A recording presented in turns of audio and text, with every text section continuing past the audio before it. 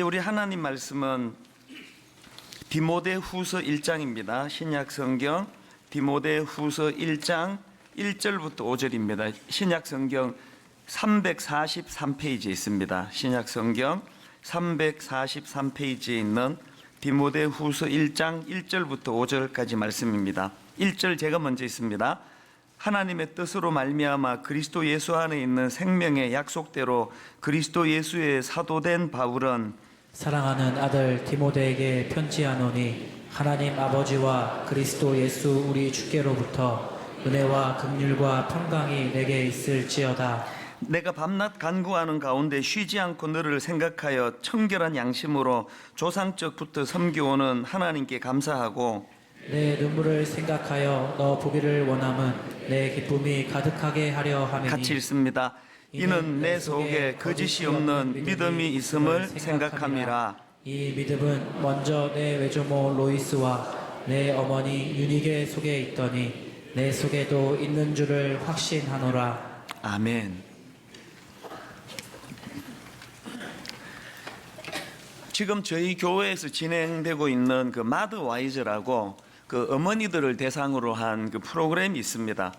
그 지난주에 이제 그 이번 학기 종강 모임을 가졌는데요.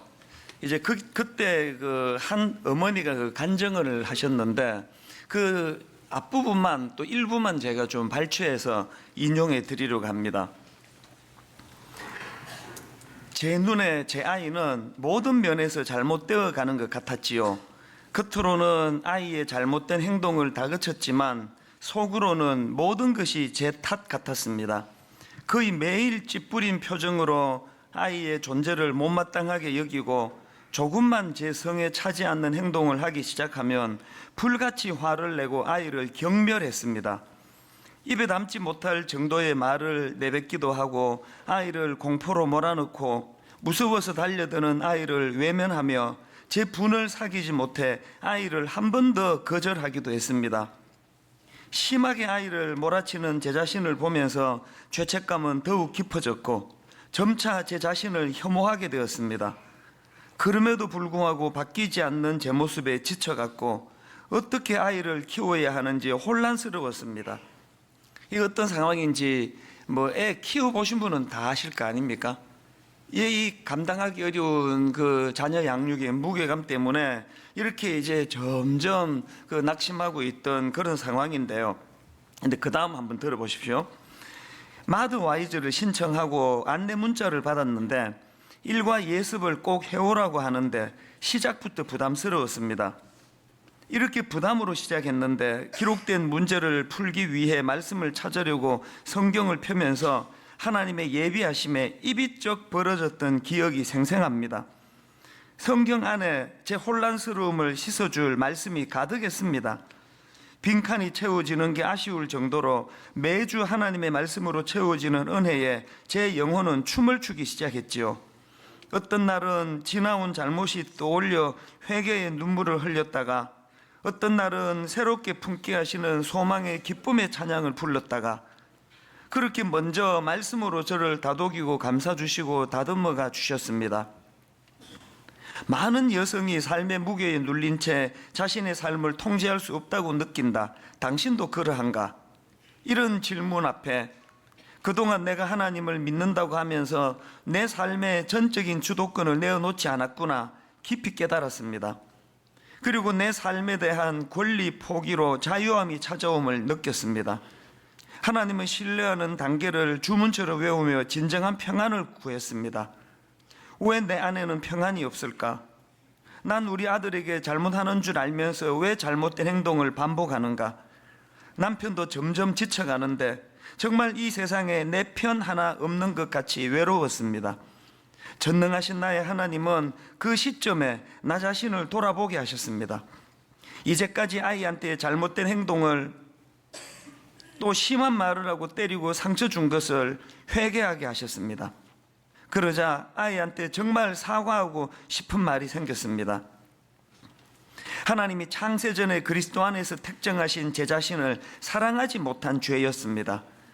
어느 강사님 말씀처럼 영혼의 구멍이 난 제 존재로 인해 상한 사랑을 전해 제 아이를 탈인하게 한 것이었습니다.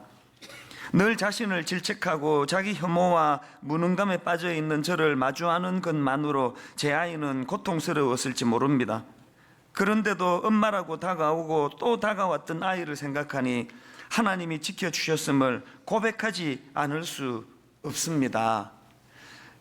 부모가 먼저 말씀 앞에 치유가 일어나고 또 부모가 먼저 회개와 자각이 일어나니까 이제 그 가정이 자녀 교육에 변화가 일어나는데요. 자, 그 다음 내용만 한 번 더 짧은 구절인데 한번 들어보십시오.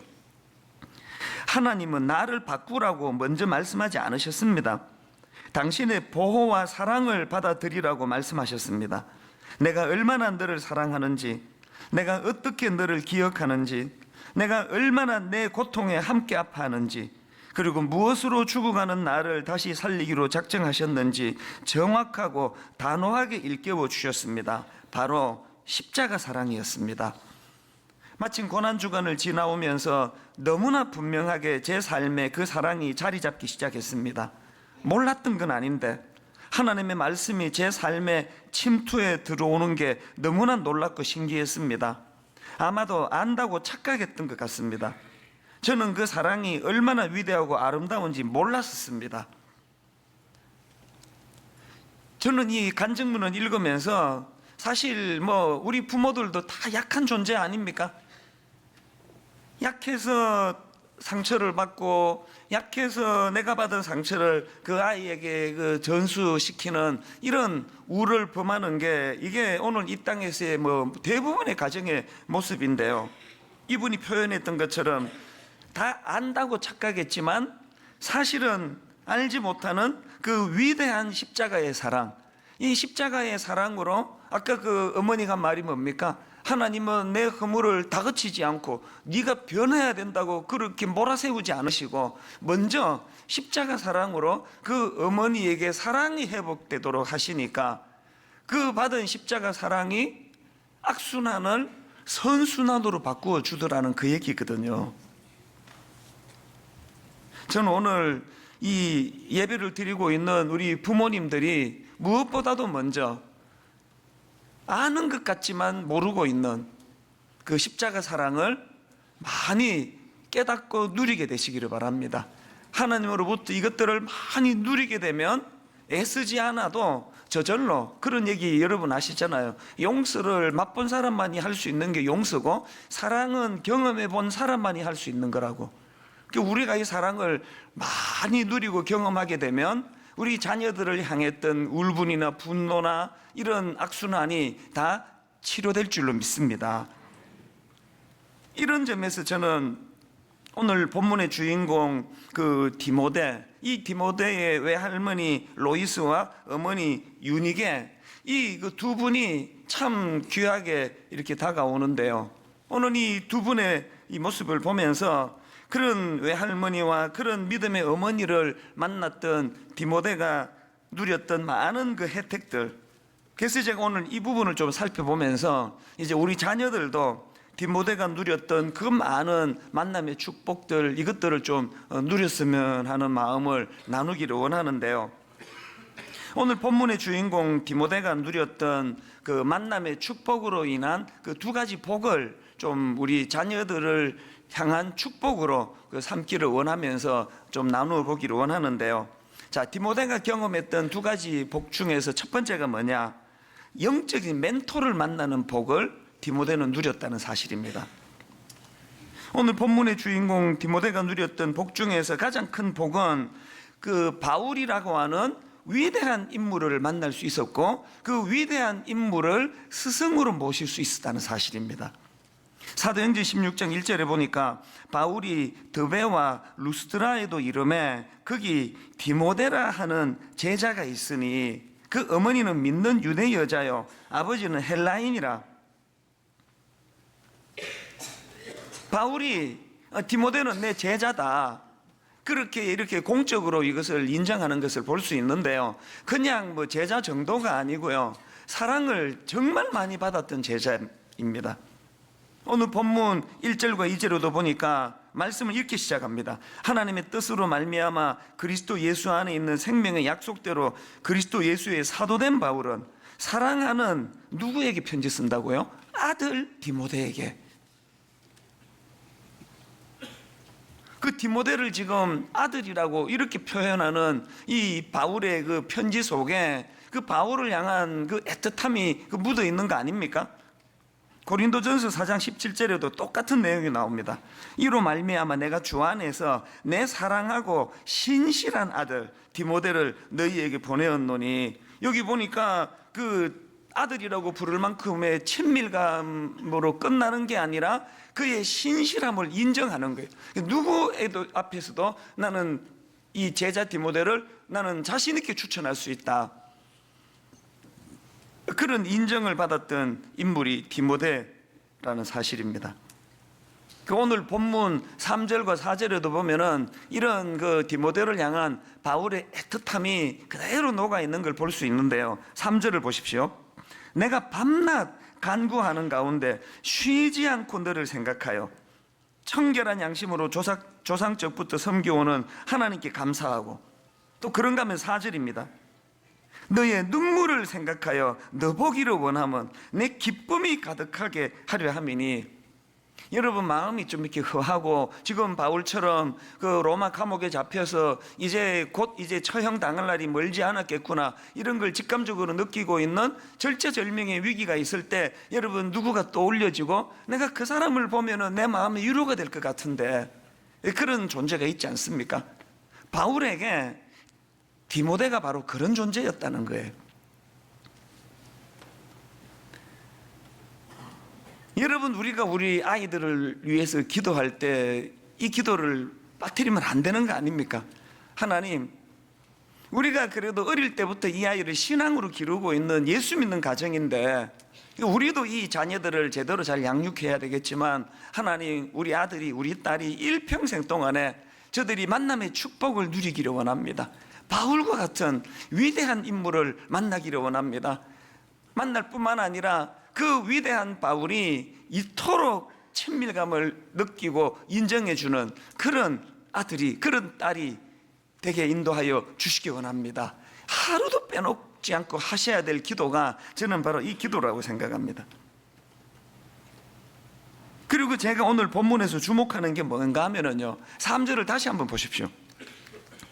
내가 밤낮 간구하는 가운데 쉬지 않고 너를 생각하여 청결한 양심으로 조상적부터 섬겨오는 하나님께 감사하고, 여기 나오는 이 청결한 양심이라는 이 표현은요, 바울이 어떤 자세로 사역을 임했는지를 보여주는 그 대표적인 단어입니다. 사도행전 24장 16절에도 보면은 이것으로 말미암아 나도 하나님과 사람에 대하여 항상 양심에 그리낌이 없기를 힘쓰나이다. 이렇게 그 청결한 양심으로 목회하는 것이 바울에게 이게 얼마나 중요한 덕목인데요. 그런데 오늘 본문에 보면은 바울 자신이 먼저 이 청결한 양심으로 그렇게 살아오기를, 또 주님의 종으로서 역할을 감당하기를 원했던 그 모습을 피력하고는 이 청결한 양심을 바로 그 다음 5절 말씀과 연결시키는 걸 볼 수 있습니다. 5절을 보십시오. 이는 내 속에 거짓이 없는 믿음이 있음을 생각함이라.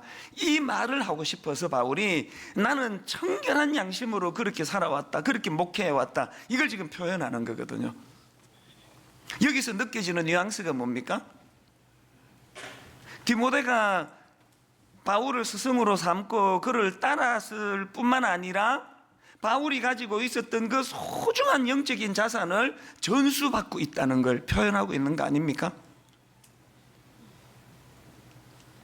제가 경험해 보니까요, 인생에서 이런 그 롤 모델이 되는 닮고 싶은, 그리고 전수받고 싶은 그런 무엇을 갖고 계시는 그런 어른을 스승으로 모시고 산다는 건 이 어마어마한 에너지를 가져다 주는 거예요.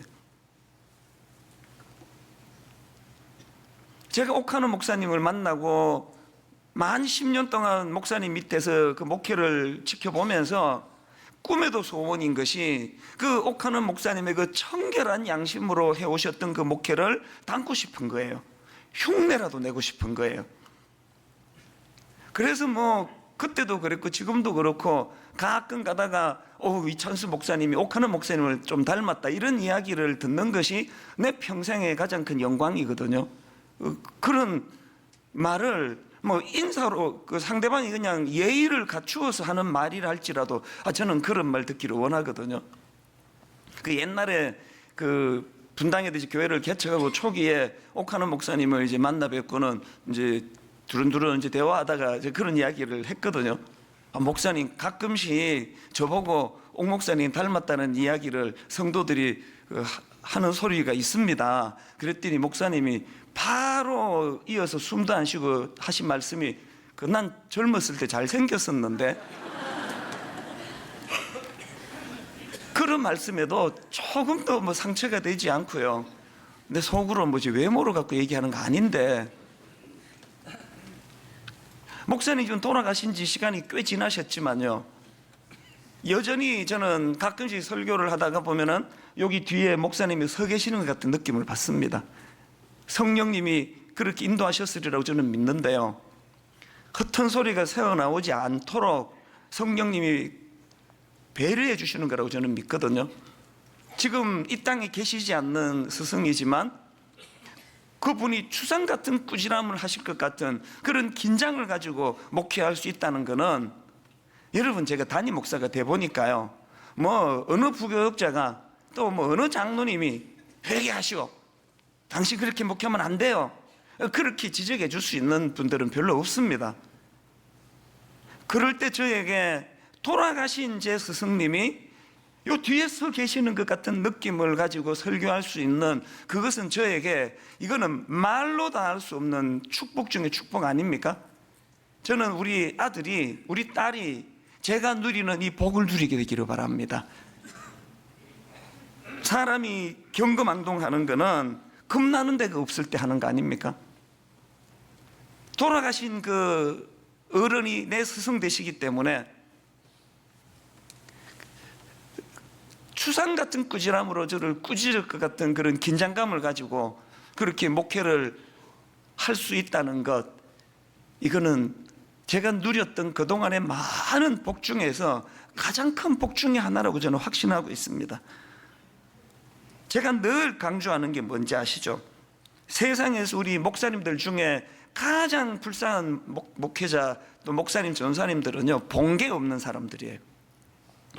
세상에 본계 없는 사람만큼 불쌍한 사람이 없습니다.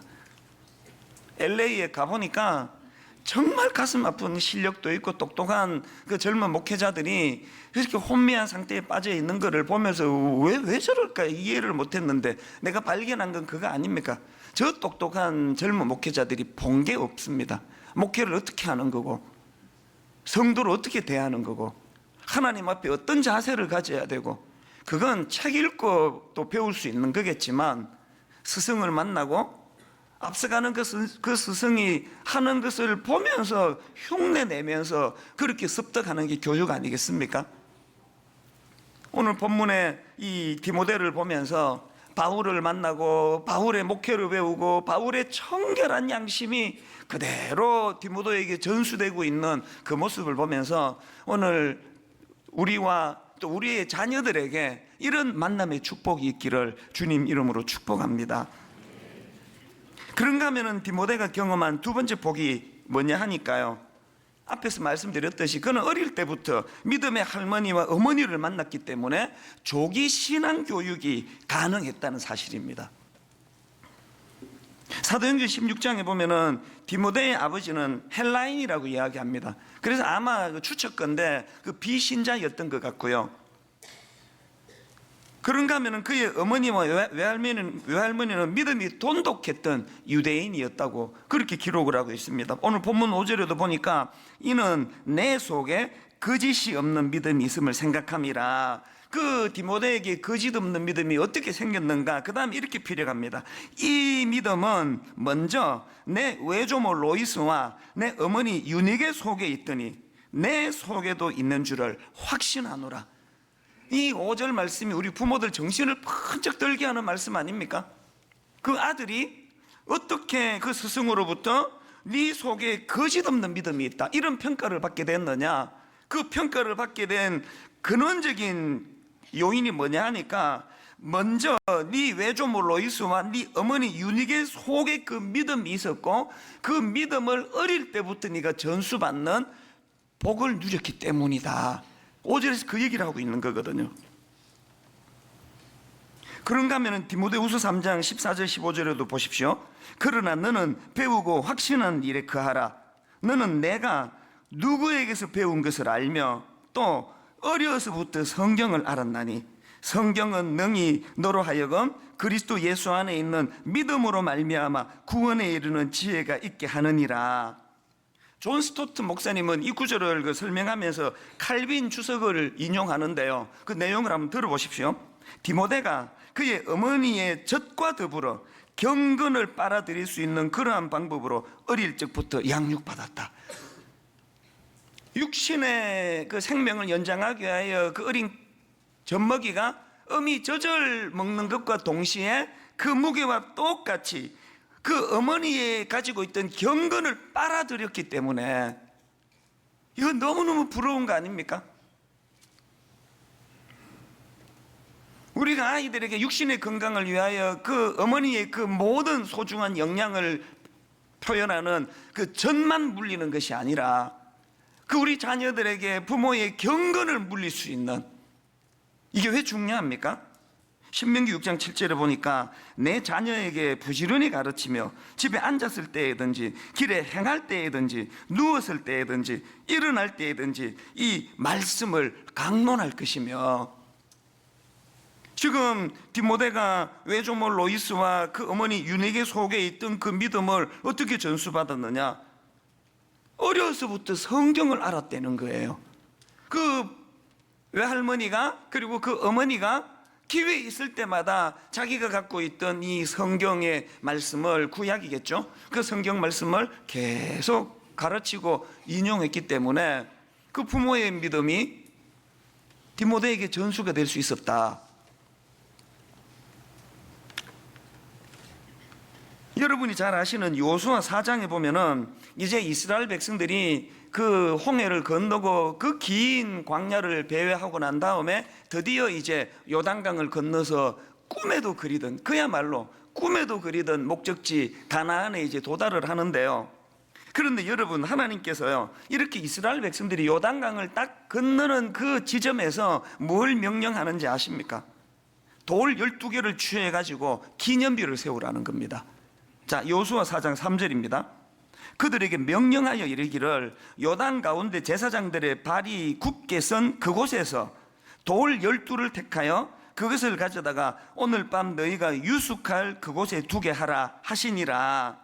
지금 여러분, 요단 가운데 제사장들의 발이 굳게 선 그곳에서 하나님의 기적으로 말미암아 드디어 요단강을 건너 목적지 가나안에 도달하던 그 지점에서, 바로 그 순간에 왜 하나님은 돌 12개를 취하여 기념비를 세우라고 명하시는가? 그 요수아 4장을 보면은 두 가지 하나님의 의도와 목적이 있는 걸 알 수 있는데요. 왜 그런 기념비를 세우라고 하시느냐? 첫째로요, 이스라엘 백성들이 목적지 가나안에 무사히 도달하게 된 그 사건은 그야말로 전적인 하나님의 은혜로 인한 것이다. 이걸 잊지 말라는 거예요. 요수아 4장 23절 24절입니다.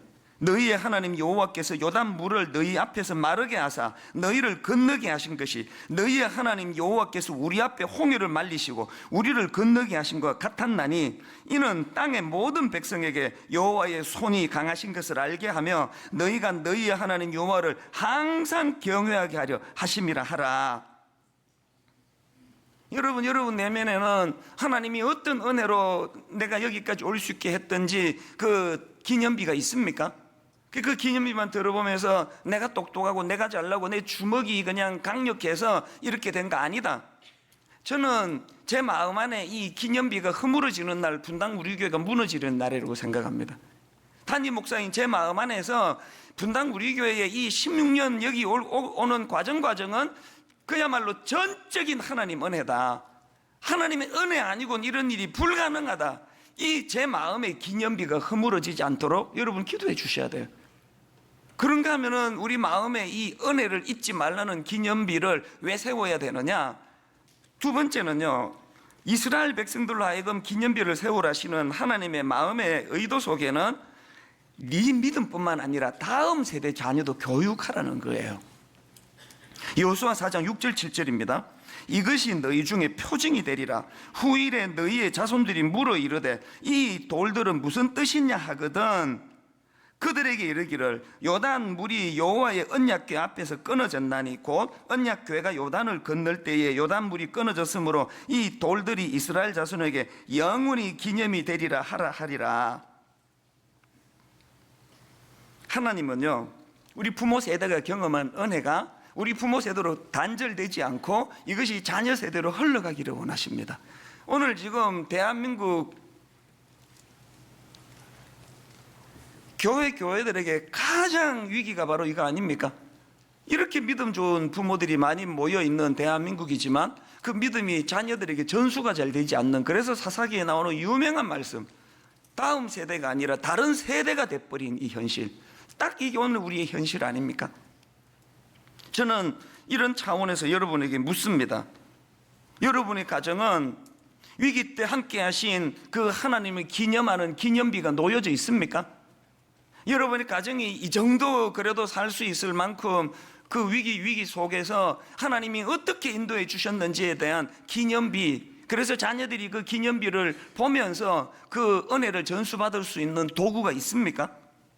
사무엘상 7장 12절로도 보면은 사무엘이 돌을 취하여 미스바와 센 사이에 세워 이르되 여호와께서 여기까지 우리를 도우셨다 하고 그 이름을 에벤에셀이라 하니라. 여러분이 에벤에셀의 기념비가 여러분 가정에 지금 허물어져 있는 건 아닙니까?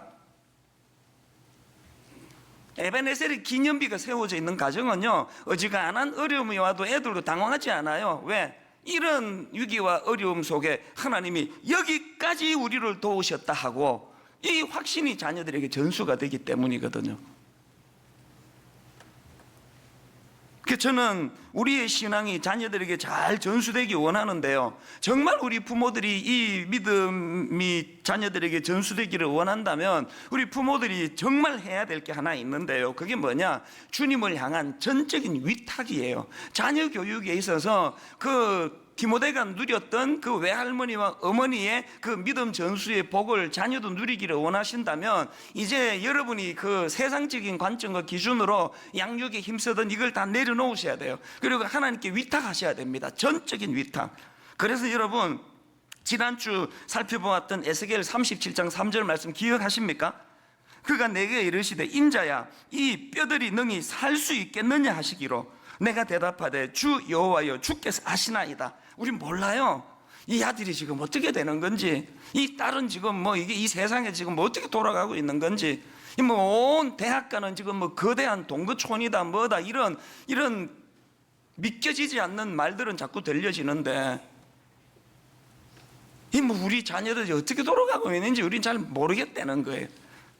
그러나 우리가 하나님께 드릴 수 있는 가장 아름다운 대답은 이 뼈들이 능히 살겠느냐 할 때, 아버지 정말 우리가 자녀 교육 제대로 못 시켜가지고 뭐 그냥 뭐 원칙도 없고 기준도 없고 그냥 애들 교육을 그냥 아까 그 어머니가 그 편지 속에서 간증문 속에서 고백했던 것처럼 막 울분과 분노를 가지고 자녀들에게 상처를 많이 심어주는 그런 교육, 돌이킬 수도 없고 이거는 물을 수 없는 현실이지만, 그래서 아버지 우리 아들 우리 딸이 지금 꼭 에스겔의 마른 뼈 같은 상황이라 할지라도, 그러나 주님 그렇게 물으시니까, 관심을 가지고 계시니까 주님이 한번 힘쓰시면 우리 아이들이 에스겔의 마른 뼈가 군대가 되는 능력을 경험했듯이 우리 아이도 살아날 줄로 믿습니다. 이 고백이 주께서 하시나이다. 주께서 하시나이다. 그래서 제가 지난주 설명해 드렸던 그 베드로의 대답, 사실은요 베드로가 그 부활하기 이전에 그 자기가 다 할 수 있을 것처럼 그렇게 근거 없는 대답을 막 퍼부었지만 부활하신 주님을 만나고 첫 대답서부터 태도가 달라졌잖아요. 완전히 달라졌잖아요. 예수님의 첫 질문부터 베드로의 달라진 대답을 볼 수 있는데요. 자, 요한복음 21장 15절을 한 번 더 보십시오. 그들이 조밥 먹은 후에 예수께서 시몬 베드로에게 이르시되 요한의 아들 시몬아 네가 이 사람들보다 나를 더 사랑하느냐 하시니 이르되 주님 그러하나이다. 내가 주님 사랑하는 줄 주님께서 아시나이다. 벌써 여기서 대답이 달라졌거든요. 근데 주님은 지금 제차 3차 질문을 통해서 뭘 확고히 하기를 원하신다고요? 17절을 다시 보십시오. 세 번째 이르시되 요한의 아들 시몬아 네가 나를 사랑하느냐 하시니 주께서 세 번째 네가 나를 사랑하느냐 하심으로 베드로가 근심하여 이르되 주님 모든 것을 아시오매 내가 주님을 사랑하는 줄을 주님께서 아시나이다. 우리에게 이 근심이 필요해. 근심이. 아까 그 어머니가 그랬잖아요. 십자가 사랑은 나 다 아는 줄 알았는데 정답 내가 되뇌이면서 이렇게 신앙생활을 했는데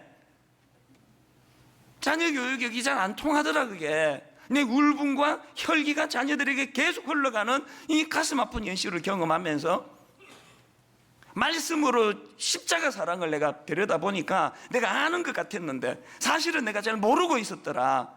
그래서 근심하는 거예요. 그래서 베드로가 근심만 이러다. 분명히 내가 정답을 말씀드렸는데 십자가에서의 그런 어리석은 대답을 내가 하지 않는데 왜 주님은 자꾸 반복해서 물으시나? 근심하여 가로되. 우리 신앙에 이 근심하여 가로되. 저는 오늘 말씀의 결론을 이렇게 맺기를 원합니다. 저는 이 5절 말씀을 읽으면서요 제가 경험했던 한 가지 말씀을 나누고 싶은데요 5절을 다시 한번 보십시오.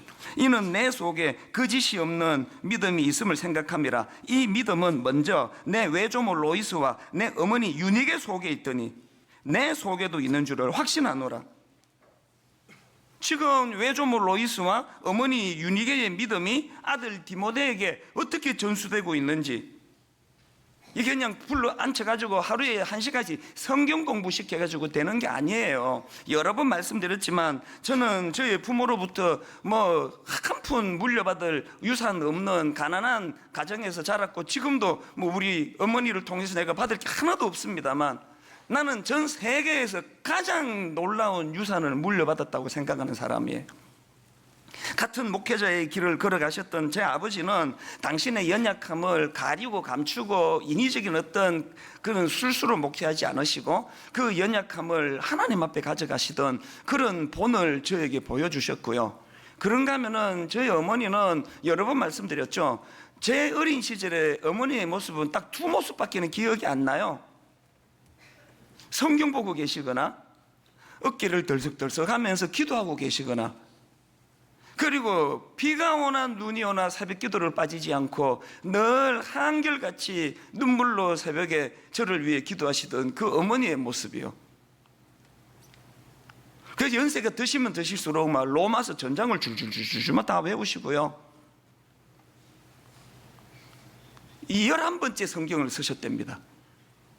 창세기부터 요한계시록까지. 그런 믿음의 본을 보여주셨는데요. 그런데 여러분 이게 다가 아니에요.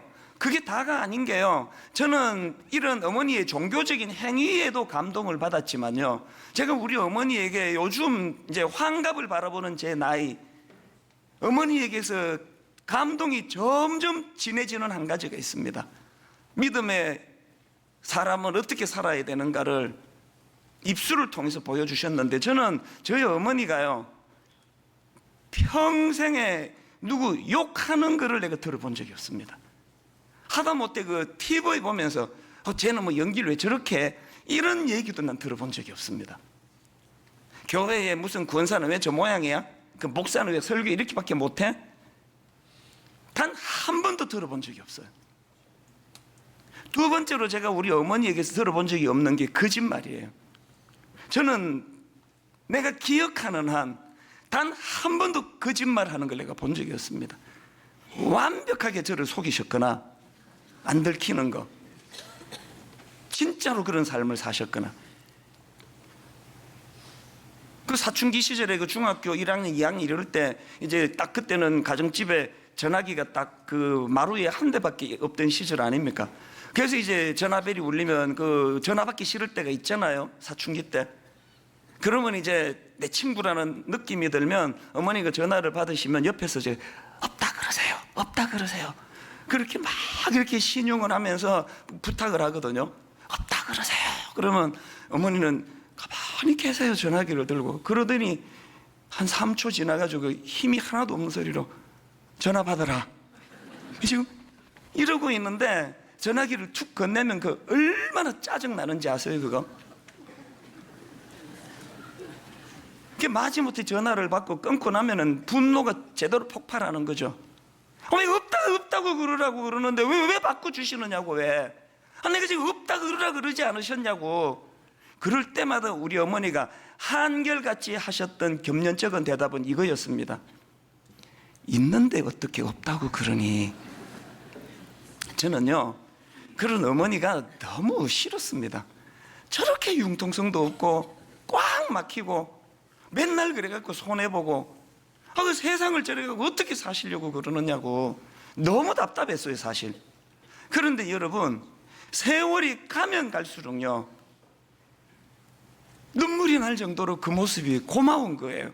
저에게 온몸으로 가르쳐 주셨던 거. 그 제가 지난 한 주간 그 어머니를 생각하면서 진짜 저도 우리 새아이에게 단 한 번도 거짓말한 적 없었던 것 같아요.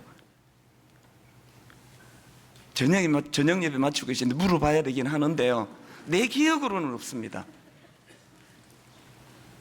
디모데가 할머니와 어머니에게서 그 믿음을 전수받았던 것처럼 저도 저희 아버지 어머니에게서 목사로서의 이 믿음을 전수받았는데, 그게 앉아봐라 성경 공부하자가 아니에요. 삶을 통해서 신앙인이 어떤 삶을 살아야 되는가를 어떻게 보여주셨는가.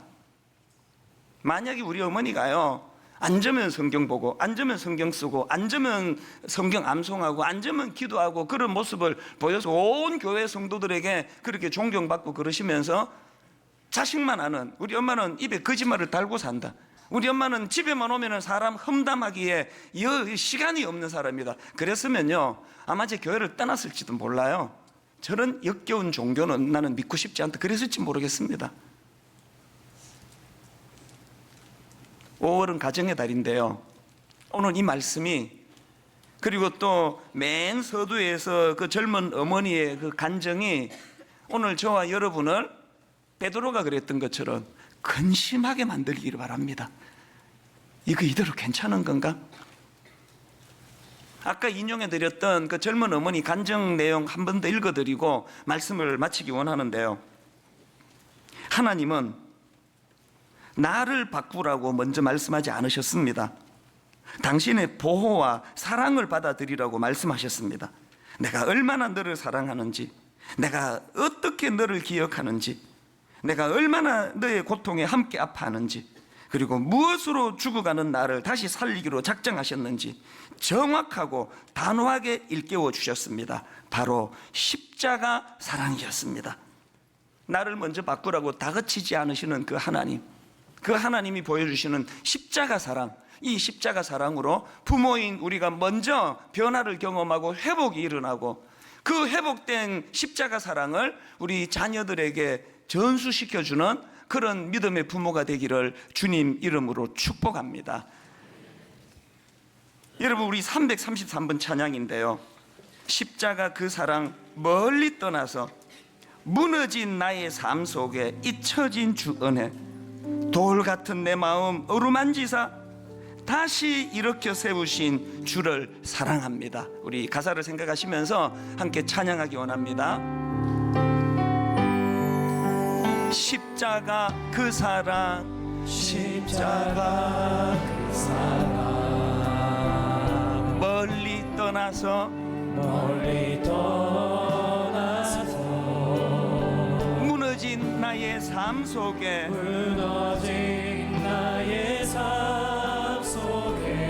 잊혀진 주 은혜, 돌 같은 내 마음 어루만지사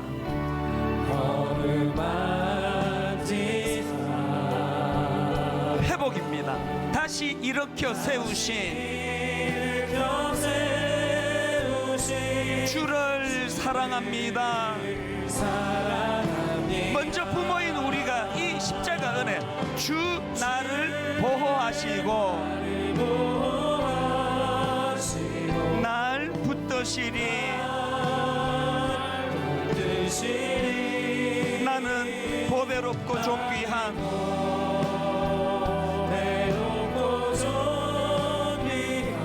주님의 자녀라. 부모인 우리가 먼저 주님 나를 보호하시고 날 붙드시리. 부모된 우리가 먼저 이 사랑의 확신, 나는 보배롭고 존귀한 주의 자녀라.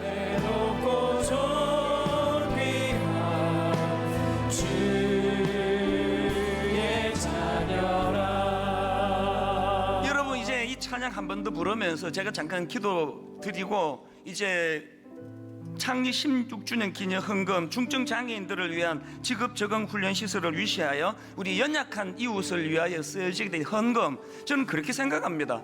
매 우리 창립 기념일마다 우리 떡에 먹고 잔치하고 파티하지 않고 매 이 창립 기념일마다 헌금해서 그래서 생겨난 너무너무 많은 그 아름다운 것들이 다 우리 자녀들 앞에 기념비라고 생각합니다. 우리 자녀들 앞에 분당 우리 교회는 뭐 했냐고 물을 때 우리가 보여줄 수 있는 이 아름다운 많은 영적인 기념비들, 오늘 우리가 드리게 될 헌금도 난 그런 의미겠다고 저는 확신하거든요. 하나님 앞에 16주년 보호해 주신 하나님, 우리 가정, 우리 교회, 또 우리 자녀, 부모가 먼저 믿음이 회복되기를 원하는데 우리가 이 믿음의 결정체 하나님 앞에 드릴 때 그 중증 장애인들이 직업 훈련이라고 하는 꿈꿀 수 없었던 꿈을 꾸는 놀라운 역사가 일어난다고 한다면 이것이야말로 우리 믿음의 기념비가 되는 줄로 믿습니다. 이런 마음을 가지고 이제 예물을 준비하신 헌금을 드릴 텐데 제가 잠깐 기도하고 함께 드리도록 하겠습니다.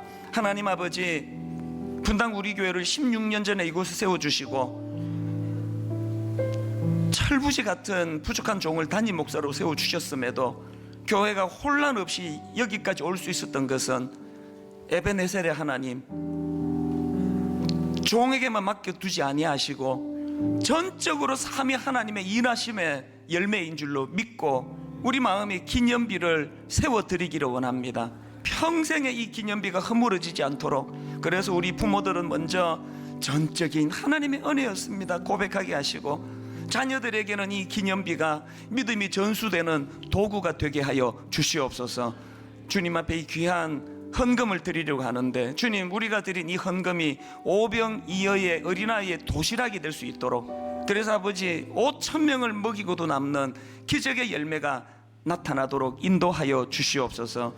그렇게 인도해 주실 주님께 감사드리옵고 예수님 이름으로 기도드립니다.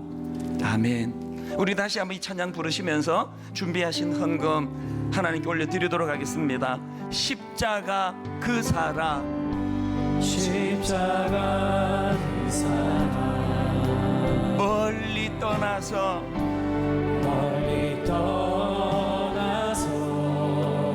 무너진 나의 삶 속에, 무너진 나의 삶 속에 잊혀진 주 은혜, 잊혀진 주 은혜, 돌 같은 내 마음, 돌 같은 마음 어루만지사 회복을 노래합니다. 다시 일으켜 세우신, 다시 일으켜 세우신 주를 사랑합니다. 사랑합니다. 주 나를 보호하시고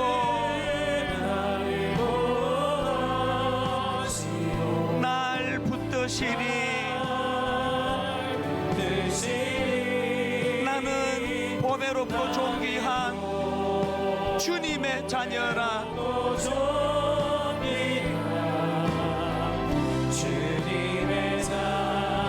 부모인 우리가 먼저 이거 경험하셔야 됩니다. 주 나를 보호하시고 날 붙드시리.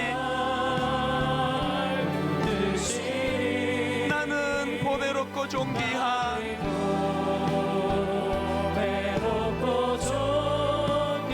주의 자녀라. 주 너를 보호하시고 우리 자녀들을 향한 부모의 권면 늘 붙드시니 너는 보배롭고 존귀한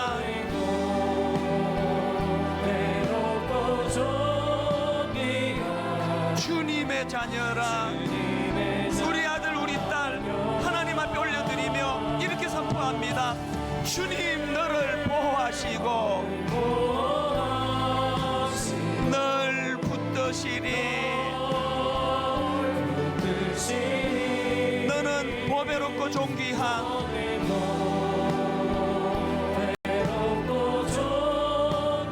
주의 자녀라. 예수의 이름으로 나는 일어서리라.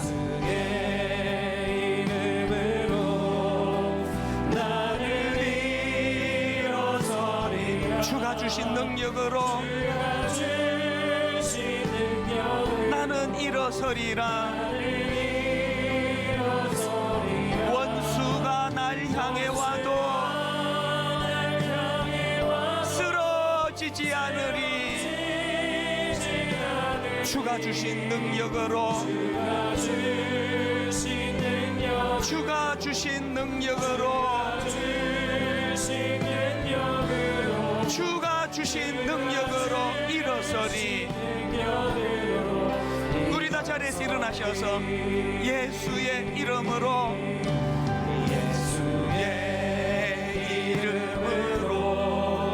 나는 일어서리라. 주가 주신 능력으로 나는 일어서리라. 원수가 날 향해 와도 쓰러지지 않으리. 주가 주신 능력으로 주가 주신 능력으로 주님이 주신 능력으로 일어서리.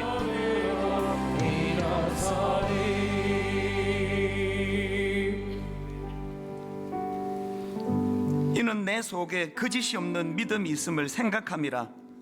이 믿음은 먼저 내 외조모 로이스와 내 어머니 유니게 속에 있더니 내 속에도 있는 줄을 확신하노라. 하나님이 디모데후서 1장 5절 말씀이 우리 가정에 우리 아들에게 우리 딸에게 그대로 구현되고 나타나는 그날을 허락하며 또 그날을 꿈꾸며 허락을 바라며 기도하는 그런 부모님들 또 그런 믿음의 어른들 되도록 인도하여 주시옵소서. 우리 주 예수 그리스도의 은혜와 하나님 아버지의 다함없는 사랑과 성령님의 감동, 감화, 위로교통 충만하심의 역사가 오늘 주신 말씀 하나님께서 내게 주시는 소중한 선물로 생각하고 믿음으로 받으며 이 말씀이 우리 가정 안에 우리 자녀들에게 그대로 구현되고 이루어질 것을 기대하며 갈망하며 예배하는 모든 주의 자녀들 머리 위에 지금부터 영원토록 함께 하시기를 간절히 축원하옵나이다.